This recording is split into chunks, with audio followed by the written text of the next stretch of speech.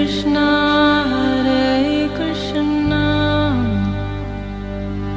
Krishna Krishna Hare Hare Hare Rama Rama Rama Hare Hare। नमस्कार, radio मानव रचना 107.8 FM पर मैं हूं सरता आपके साथ और प्रोग्राम शुरू हो चुका है आत्मदर्शन। और इस प्रोग्राम में हमेशा की तरह हमारे साथ मौजूद हैं रागदेव दासी जी, चरण आश्रित युगाचार्य श्री श्रीमद् भक्ति वेदांत नारायण गोस्वामी जी की शिष्या। मैम, आपका बहुत बहुत स्वागत है हमारे स्टूडियो में। हरे कृष्ण। जैसा कि आप सब जानते हैं कि हम अपने पिछले कई एपिसोड से बात कर रहे हैं श्री श्रीमद् भागवतामृतम के बारे में। भागवतम में टोटल 18,000 श्लोक हैं और जो उन सब का सार है वो है भागवतामृतम में।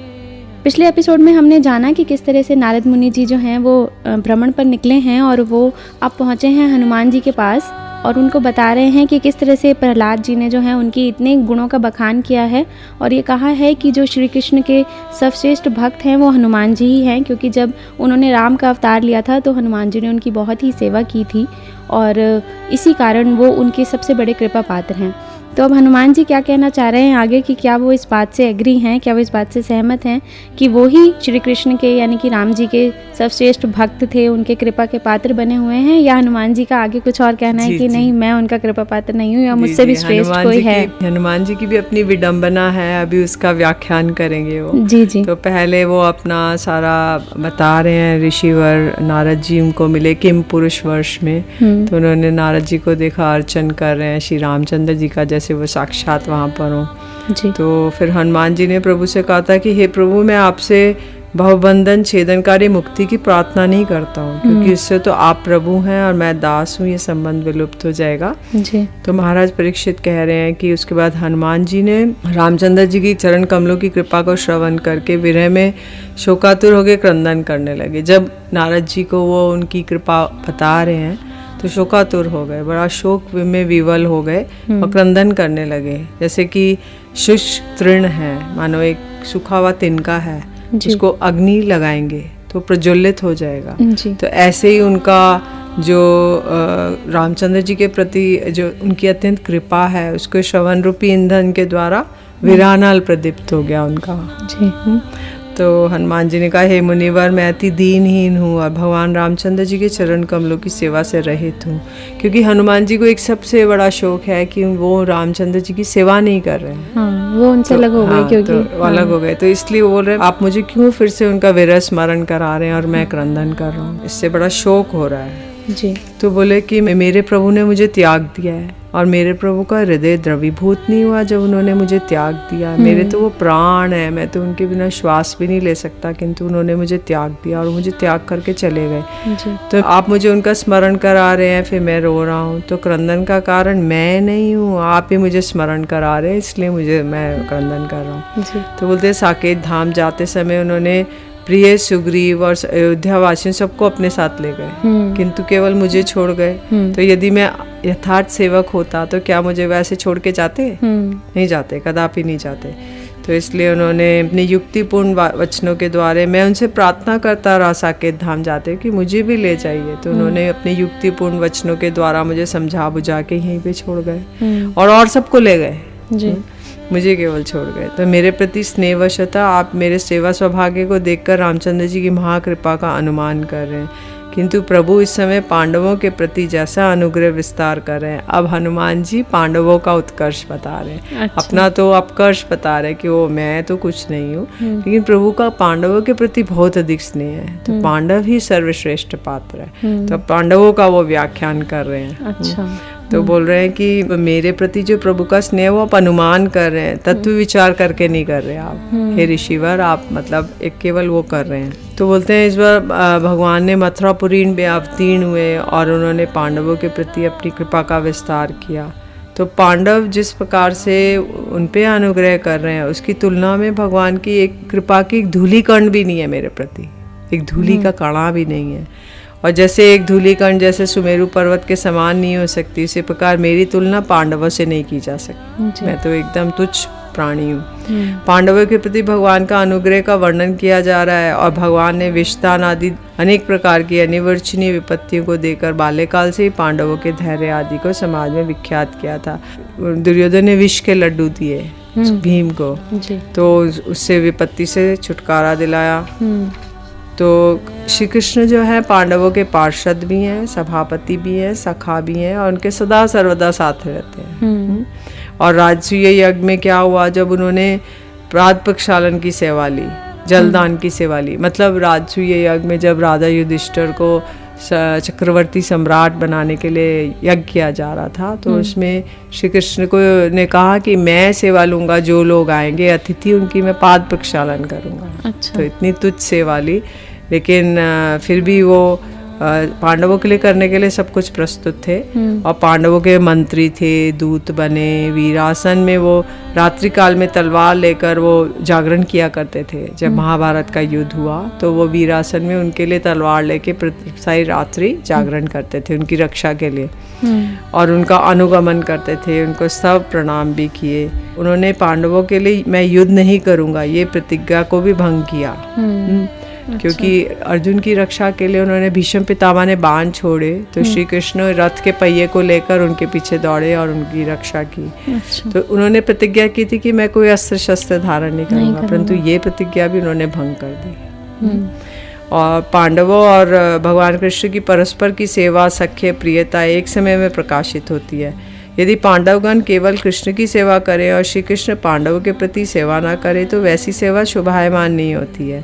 इसलिए परस्पर दोनों पक्षों द्वारा की गई सेवाएं एकत्रित होकर ही प्रकाशित होती हैं। तो दोनों एक दूसरे की सेवा कर रहे हैं, पांडव लोग श्री कृष्ण की कर रहे हैं, श्री कृष्ण पांडवों की कर रहे हैं। श्री कृष्ण के निरंतर वास के कारण हस्तिनापुर नामक पांडवों की राजधानी तपोवन बन गई थी, क्योंकि हस्तिनापुर के वो लोग राजा हुए पांडव लोग, तो वहाँ पे क्योंकि श्री कृष्ण को पांडव लोग जाने नहीं देते थे। अच्छा। तो जब भी वो जाने के लिए कहते थे वो कुछ ना कुछ बहाना बनाते थे, आप अभी नहीं जा सकते, थोड़े दिन बाद जाइए।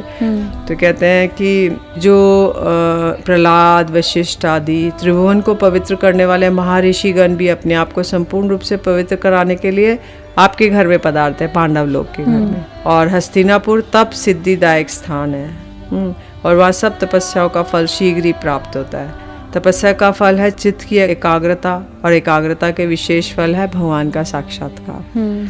तो इसलिए निरंतर भगवान का साक्षात्कार करने के लिए हस्तिनापुर स्वयं ही फल स्वरूप है जी। तो पांडवों की कथा कहने में हनुमान जी का चित्त एकदम निमग्न हो गया और वह नृत्य करने लगे। अच्छा।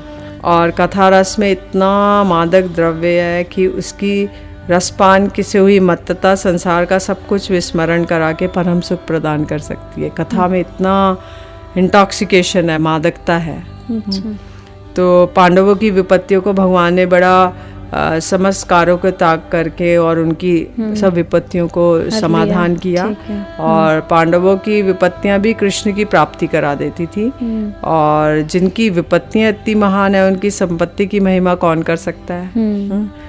तो उन्होंने राजसूय यज्ञ कराया, जरासंध का वध किया, अतिथियों के पाद प्रक्षालन किए, और उनके पर विपत्तियां आ ही नहीं सकती, लेकिन विपत्तियां आदि भेज कर भगवान उनके धैर्य आदि महान गुणों को प्रकाशित कर रहे हैं जी। और यदि लोक दृष्टि में उन्हें विपत्ति कहा जाता है तो पांडव के लिए वो परम सत्फलदायक बन गई, क्योंकि विपत्ति के माध्यम से श्री कृष्ण आ जाते थे और उनको उनके दर्शन हो जाते थे जी।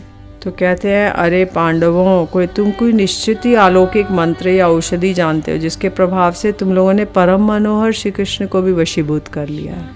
कोई मंत्र या कोई जादू टोना या औषधि जानते हो जिसकी वजह से वो तुम्हारे वशीभूत रहते हैं, हमेशा तुम्हारे पास रहते हैं।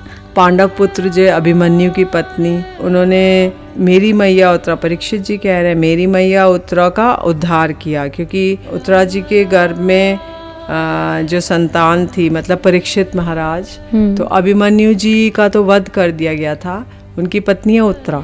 तो उत्तरा जी के गर्भ में परीक्षित महाराज थे, तो श्री कृष्ण ने गर्भ में ही परीक्षित महाराज की रक्षा की थी। गर्भ के वो चारों तरफ गदा घुमा घुमा के घूम रहे थे, क्योंकि अश्वत्थामा ने ब्रह्मास्त्र छोड़ा कि उत्तरा जी के गर्भ में लास्ट पांडव जी को जो बीज है ये भी नष्ट हो जाए तो पूरा पांडव वंश नष्ट हो जाएगा।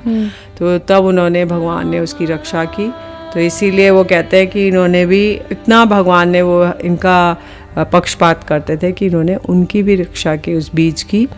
तो ऐसा कह के हनुमान जी परमानंद के साथ कूद कूद कर नारद जी के साथ नृत्य करने लगे और कहने लगे, हनुमान जी कहने लगे कि भक्त वत्सलता में भर के कि भगवान अपने भक्तों के वशीभूत होकर उनके चित्त को आकर्षण करने के लिए इस प्रकार के दूत और सारथी आदि कार्यों को भी करते हैं। उनके दूत बने, सारथी तो थे ही। हाँ, महाभारत के युद्ध में सारथी बने, अर्जुन ऊपर बैठते थे और वो सारथी बने रहते थे। और दूत बने, दूत बन के वो शांति का प्रस्ताव लेके दुर्योधन के पास गए थे कि तुम युद्ध मत करो और हम उन्हें पांडवों को 5 गांव दे दो। लेकिन दुर्योधन ने कहा मैं 5 सुई की नोक के बराबर भी जमीन नहीं दूंगा, क्योंकि विनाश काले विपरीत बुद्धि। तब फिर उन्होंने युद्ध का ऐलान कराया।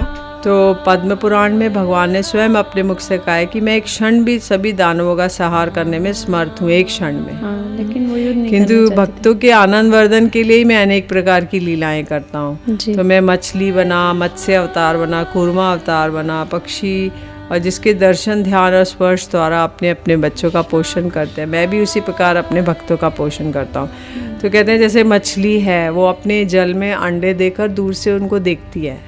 जो कछुआ है वो अपने अंडे भूमि पे देता है और पानी में जाके उनका चिंतन करता है। पक्षी जो है वो अपने अंडे देता है और उसके ऊपर उसको सेकता है। तो कहते हैं, भगवान कह रहे हैं मैं भी अपने भक्तों का कभी चिंतन करता हूँ, कभी उन्हें देख के उनका पोषण करता, कभी उनके ऊपर बैठ के करता हूँ। तो मैं भी उनके तरह से मैं भी अपने भक्तों का पोषण करता हूँ। तो गुरु भी ऐसे ही करते हैं। गुरु अपने शिष्यों का पालन इन 3 प्रकार से करते हैं। तो बोल रहे, हे भाग्यवान, मेरा परम सौभाग्य है कि कुंती देवी के मध्यम पुत्र भीमसेन आयु में मेरे कनिष्ठ भ्राता के समान होने पर भी गुणों में मुझसे श्रेष्ठ होने के कारण मेरे परम प्रिय हैं। हनुमान जी और भी कहते हैं, जब अर्जुन ने कृष्ण की बहन सुभद्रा का हरण किया तब श्री कृष्ण ने मित्रतावशतः उस हरण का अनुमोदन किया था। दाऊ जी जो थे, बलराम जी, क्योंकि श्री कृष्ण की बहन सुभद्रा जी थी, तो अर्जुन जो थे वो एक सन्यासी का, तपस्वी का वेश बनाकर आए द्वारका में, और सब सारे द्वारका में हल्ला मच गया, कोई बहुत बड़े साधु आए हैं। तो सुभद्रा जी भी उनके दर्शन के लिए गई, तो उनका हरण कर लिया गया अर्जुन जी ने। जी। तो बलराम जी ने विरोध किया कि मैं, मेरी बहन का हरण कर लिया, लेकिन श्री कृष्ण ने कहा कि नहीं दाऊ, देखो वो सुभद्रा रथ चला रही थी, तो वो अपना हरण कैसे, वो तो हरण करके ले जा रही थी अर्जुन का। तो इसलिए उन्होंने उसका अनुमोदन ही किया कि नहीं, ठीक किया। अच्छा। उसके अलावा उन्होंने सारथी बन के कार्यों को किया, परम अनुग्रह किया, और उन्होंने अर्जुन की जो ध्वजा थी उस पे हनुमान जी विराजते थे। अच्छा। तो उसको बोलते कपि ध्वज। अच्छा। हनुमान जी उस रक्षा रथ की रक्षा करने के लिए ध्वजा में हनुमान जी रहते थे। अच्छा। तो हनुमान जी ये बात बता रहे हैं नारद जी को। तो कह रहे हैं, हे भागवत श्रेष्ठ, हे प्रभु के प्रियतम देव ऋषि, हमारे पांडवों के घर जाकर उनका दर्शन करना, उनकी शरण लेना ही कर्तव्य है। तो बोले हम लोग चलेंगे पांडवों के घर जी। फिर गमन ही क्यों, उनकी सेवा करना भी उचित है। वहाँ जाएंगे ही नहीं, उनकी सेवा भी करेंगे। जब वो इतने सर्वश्रेष्ठ हैं तो हमें करनी चाहिए। तो कैसी सेवा करनी चाहिए, मतलब पांडवों का दर्शन करें, उनका आश्रय ले, उनकी वीरासन द्वारा उनकी सेवा करना, उनके शरणागत उनके आश्रय करना ही उचित है जी। रेडियो मानव रचना 107.8 FM पर मैं हूं सरिता। आपके साथ प्रोग्राम चल रहा है आत्मदर्शन, जहां हम बात कर रहे हैं श्री श्री भागवतामृतम के बारे में। और नारद मुनि जी को हनुमान जी व्याख्यान कर रहे हैं कि जो श्री कृष्ण हैं वो सबसे ज़्यादा कृपा तो पांडवों पर दिखाते हैं, उन्हीं के साथ वो रहे हैं, उन्हीं की हर विपत्ति में उनकी सहायता की है, चाहे वो अर्जुन की हो, भीम की हो या फिर पांचाली की हो। तो काफ़ी तरीके से उन्होंने सहारा दिया है उन लोगों को, उनका साथ दिया है। तो वो पांडव ही उन्हें सबसे ज़्यादा प्रिय हैं और उनकी कृपा सबसे ज़्यादा उनके ऊपर बरस रही है। तो पांडव ही उनके सर्वश्रेष्ठ भक्त हैं और वो भी पांडवों के ही भक्त हैं, क्योंकि दोनों ही एक दूसरे की सेवा करते हैं और एक दूसरे का साथ देते हैं हर विपदा में। अब हनुमान जी जो है वो नारद जी से आग्रह कर रहे हैं कि हम अब पांडवों के पास चलते हैं, उनसे मिलते हैं और उनकी सेवा भी करते हैं। चलेंगे इस कड़ी में आगे, लेकिन अभी वक्त हो चला एक छोटे से ब्रेक का। सुनते हैं एक प्यारे से भजन, फिर लौट कर आते हैं। आप जुड़े रहिए रेडियो मानव रचना 107.8 FM के साथ प्रोग्राम आत्मदर्शन में। Feel good, feel live.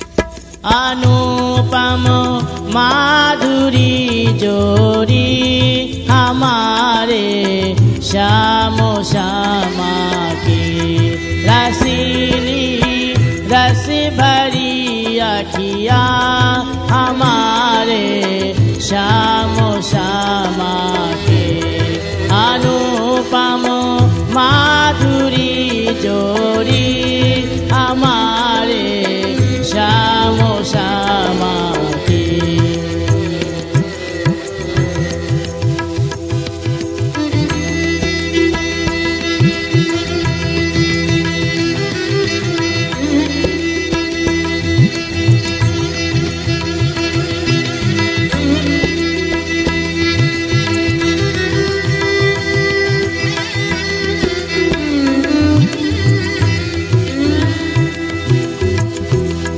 छबीली है अदा बाकी सुगर सूरत मधुर बतिया। छबीली है अदा बाकी सुगर सूरत मधुर बतिया। लटक गर्दन की मन बसिया हमारे श्यामो श्यामा की अनुपम माधुरी जोड़ी हमारे श्यामो श्यामा की अनुपम माधुरी जोड़ी हमारे श्यामो श्यामा की।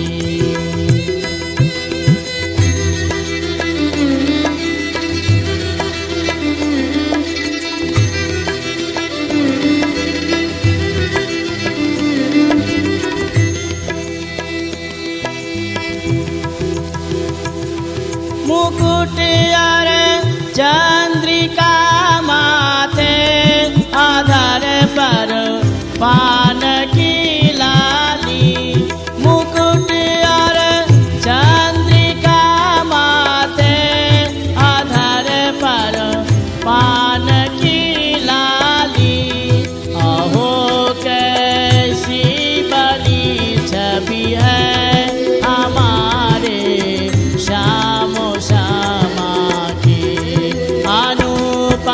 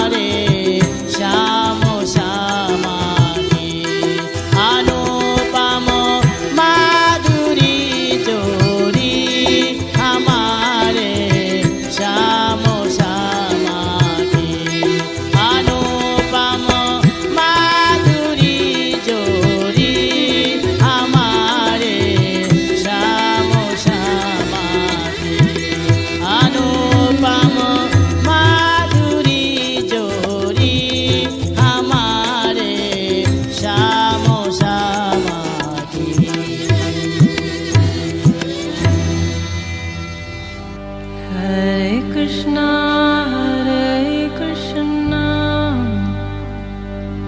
Krishna Krishna, Hare Hare, Hare Rama, Rama Rama, Hare Hare।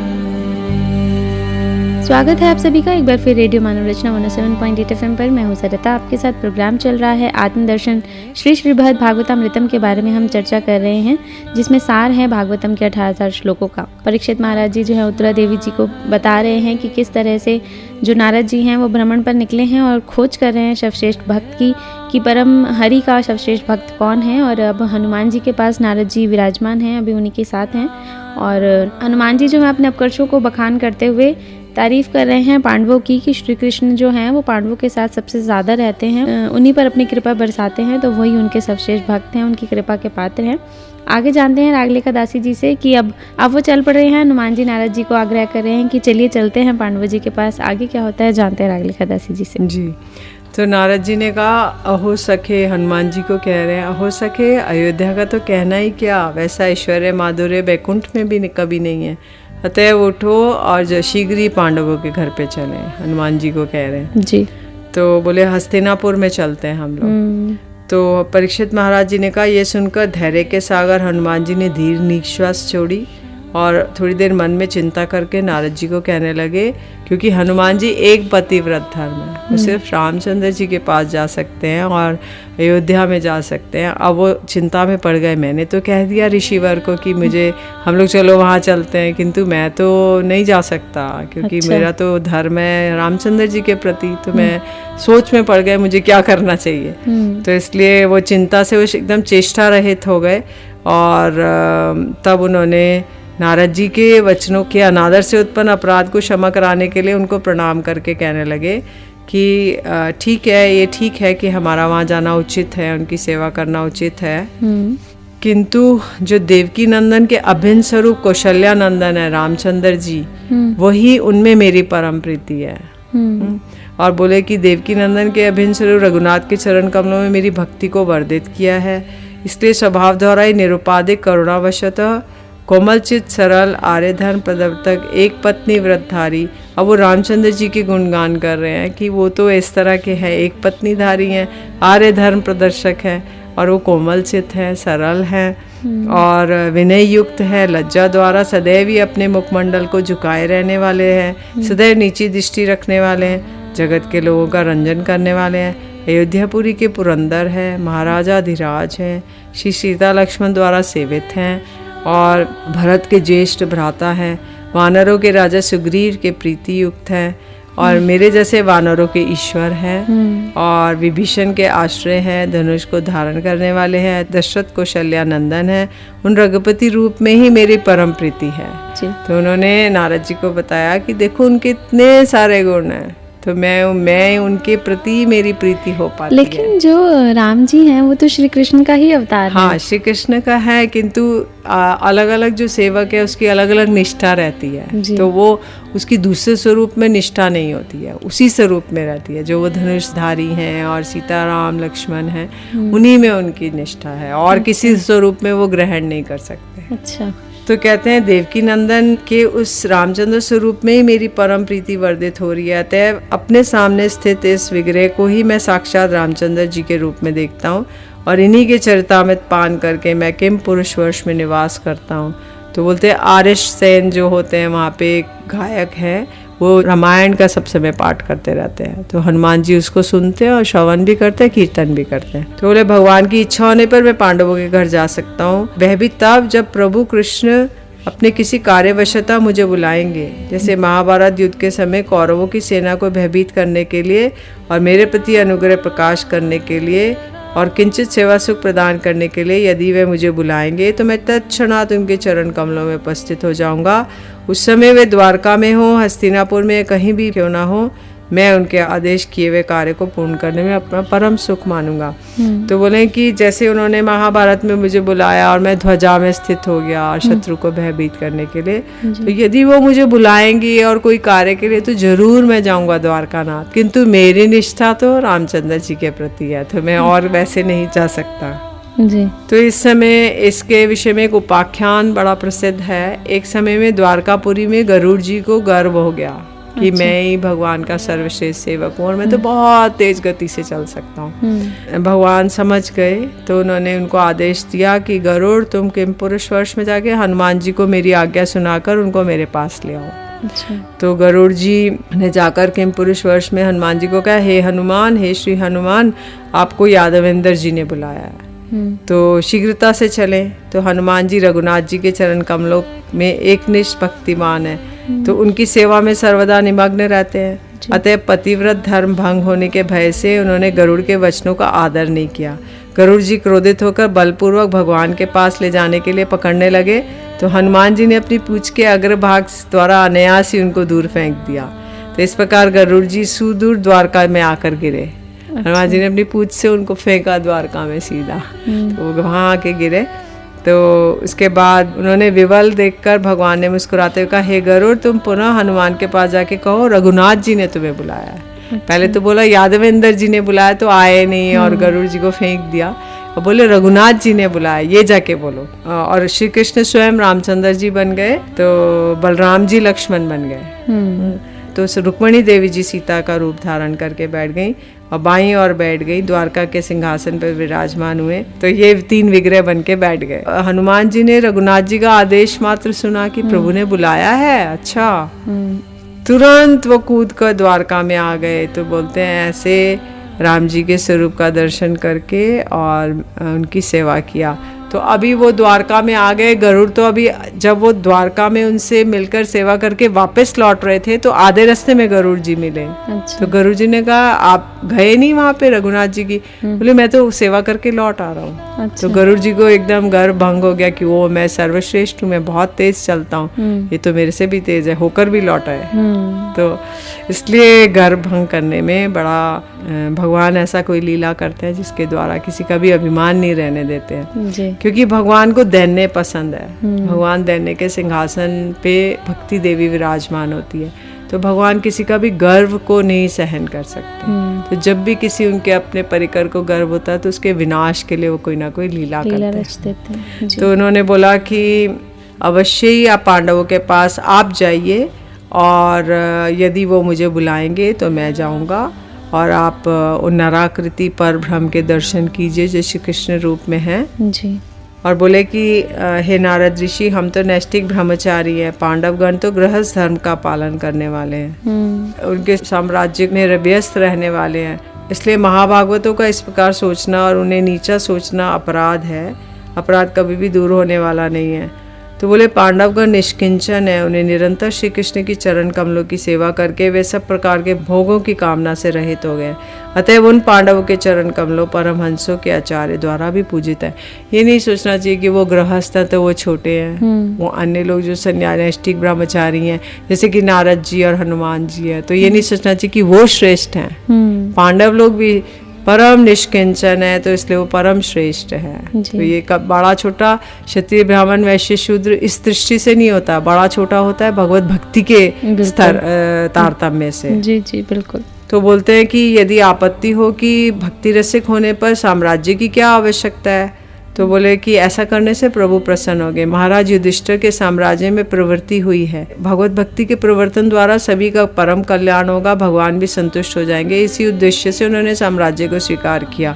तो ये कहते हैं कि भाई युधिष्ठिर महाराज को क्या आवश्यकता थी, साम्राज्य इतना बड़ा, जब वो भगवत भक्त है तो राज्य करने की क्या आवश्यकता थी। तो बोला ऐसा करने से भगवान संतुष्ट होंगे, इसीलिए उन्होंने उनकी सेवा समझ के साम्राज्य स्वीकार किया कि वो सब प्रजा भी भगवत भक्ति करेगी, तो इस कारणवशतः किया।